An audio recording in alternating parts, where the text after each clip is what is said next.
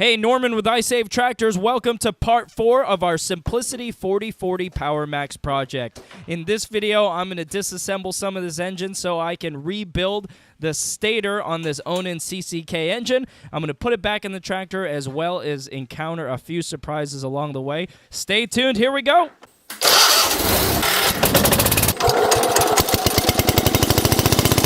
Okay, we kick off this video by removing some of the sheet metal so we can get to the flywheel, so we can get to that stator to repair it.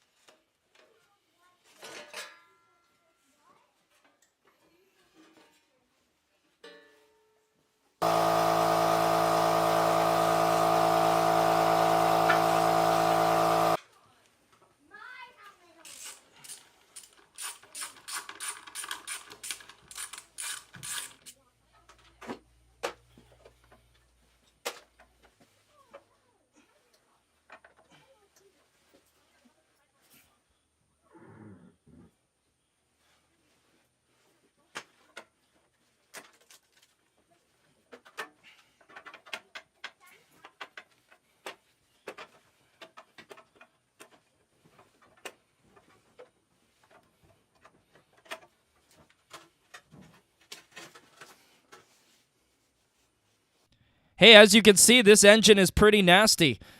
Rodents definitely made a home here for several years. Definitely has some dirt, grease, and debris buildup around the cooling fins here. We're going to get this all cleaned up, but first, let's get this flywheel off and test out this stator.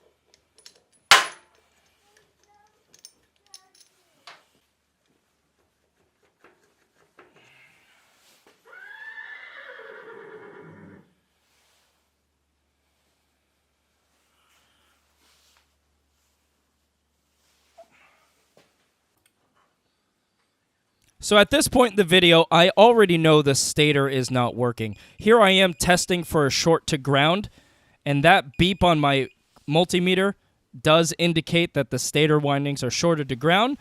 So let's rewind this stator. Here we go.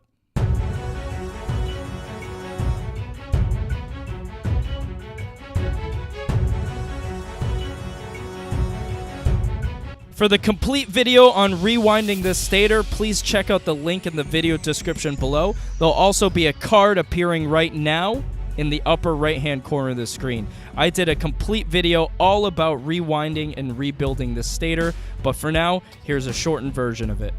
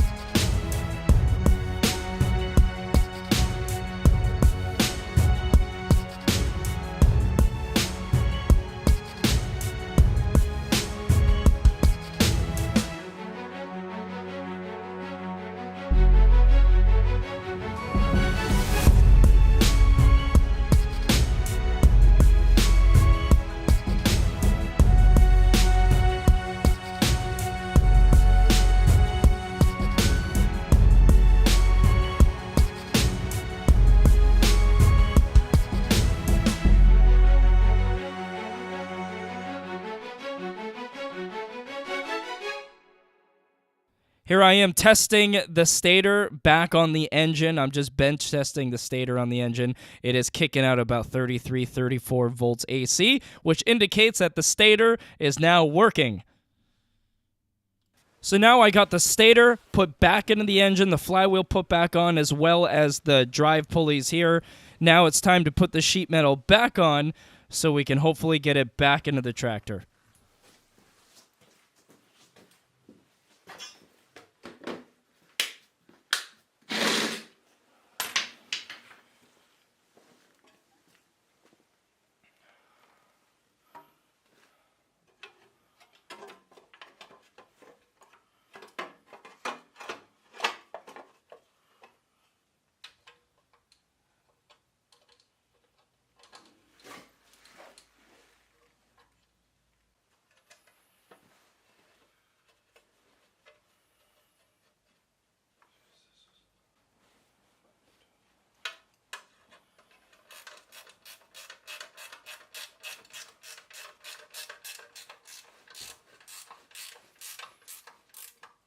So this is where I encounter a little bit of a surprise on this Powermax project. I was ready to put the engine back in the tractor, and I needed to push the tractor out of the way, and here it is. It will not budge. I checked to make sure the brakes weren't stuck in place. They weren't. I then went to check the transmission to make sure that it was indeed in neutral, and it was. And this tractor would not budge.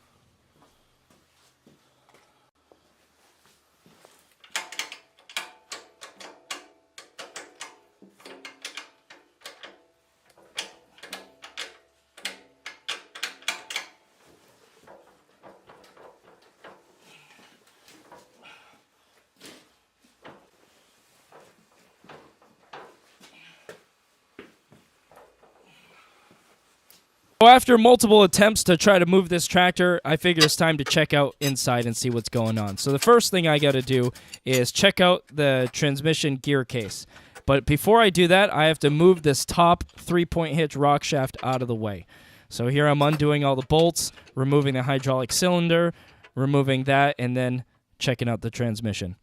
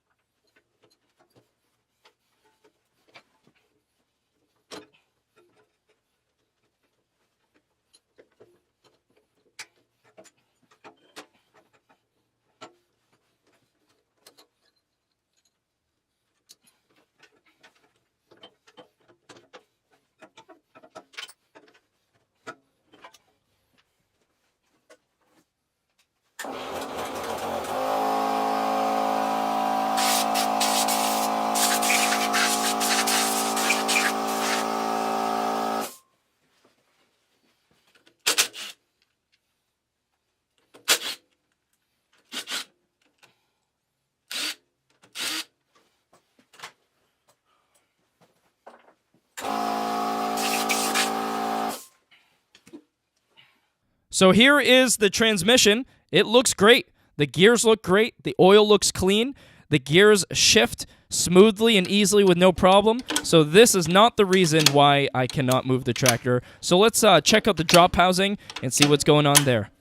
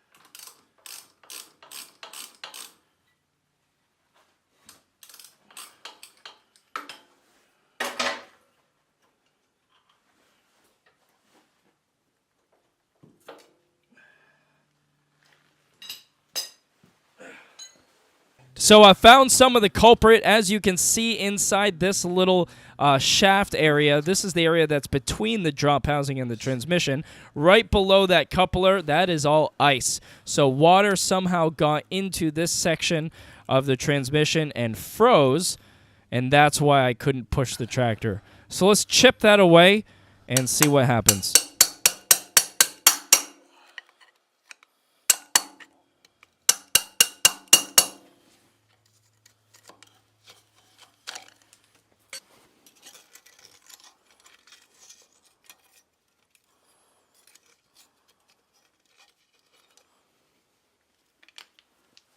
So while I had this drop housing out, I figured I'd pop this open and just check it out inside. And boy, was I surprised to see this. Look at that. That on the screen, it's the top part, but in real life, it's the bottom part of the drop housing. And that is solid ice in that bottom fifth of that final gear. And that right there is the real reason I could not push this tractor. So the next thing I do is I warm up this part, melt the ice, drain all the water and the oil out, and then I'm going to inspect and look at everything. Here it is after all of it's melted away and I got rid of all the water. Now, inside the needle bearing that holds the shaft, that holds the gear that turns this bigger gear, if you can see, those that I'm poking at with my finger, those are the rollers in the roller bearings. Here it is at a closer look. So this bearing is toast. It's actually a really good thing I decided that to take this apart. I mean, it's a good thing that the ice happened, which caused me to take this final drive apart so I could see that the bearings were toast. So this is all kind of worked out for the better. So let's replace that bearing and get this back on the tractor.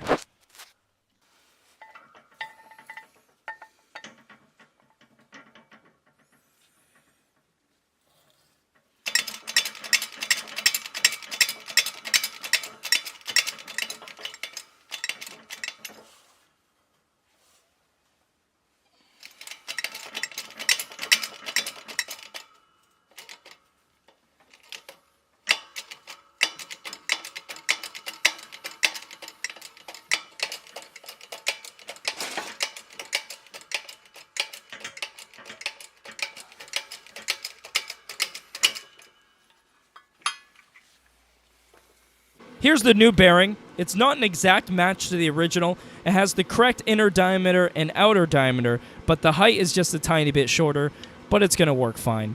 Before I put it into the housing by hand, I did apply a little bit of oil on the outside race just to help it go in.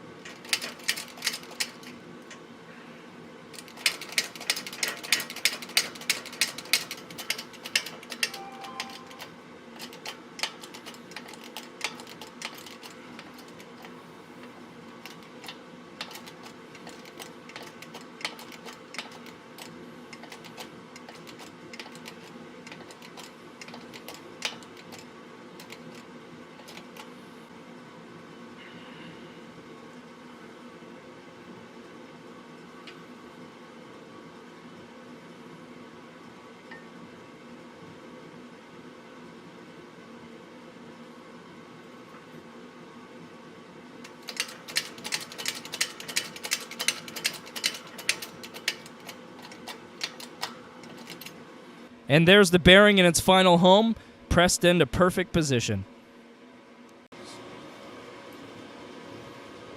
Now it's time to reassemble this drop housing. I did remove all the old gasket, and this is a brand new gasket. It went in pretty smoothly. Everything lined up perfectly, fit into that new bearing perfectly. So let's bolt this together, get it back on the tractor.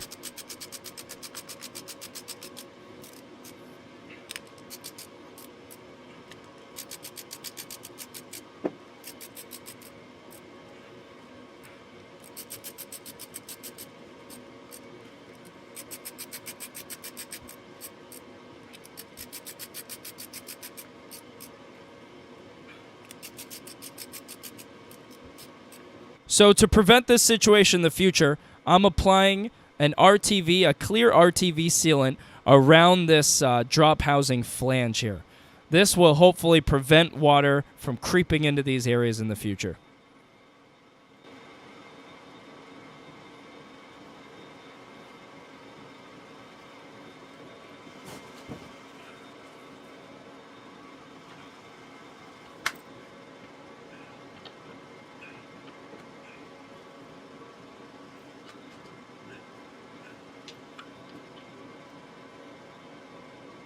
That black tape you see around the drop housing, that's actually covering the other end of that bearing in that gear that I pressed in.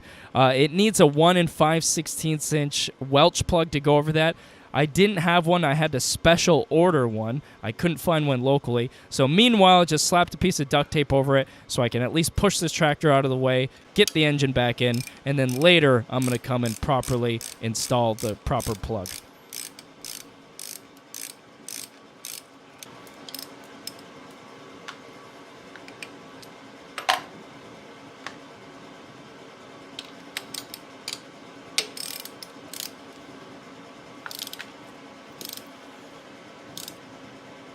Hooray, the tractor pushes. The reason I have to push this away is so I can use a lifting point in my ceiling so I can lift the engine up with a winch and then carefully lower it back into place under the tractor.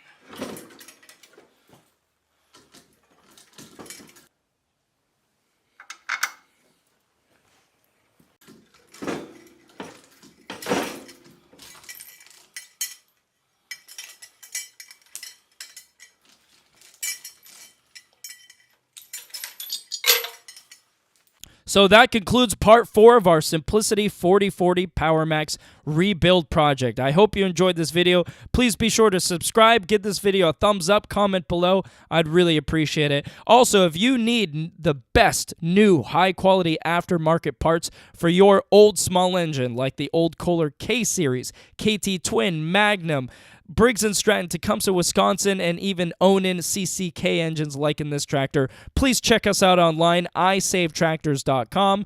My name is Norman. Thanks for watching.